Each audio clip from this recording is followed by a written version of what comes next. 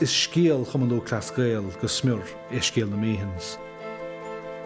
Tailech a bhí tóca le caid a chugar raibh únta don glob.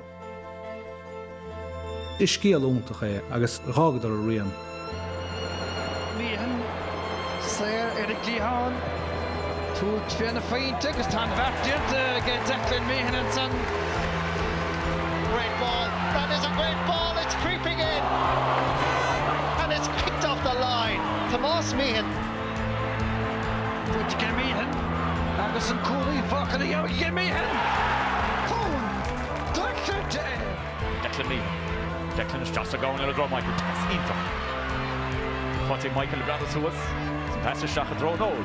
Meehan. He casting Noel. On casting a shoot. That's a Dennis Docker goal. That number one puts again. Lennon Gordon puts it. Ignore Meehan. Or a thrust down. And loose up to two Meehan or Declan go Michael and stop with Noel. I think at the end of that day, it was the 13 points. The Meehans would have scored 12. So I mean, that's a contribution in itself. O club úntach, o Heilech úntach, hí seachtaine an bannéil in ómh agus cúgar gimmert. Tailech I bhí cán agus an captain Nollaig úntach ó mí cán.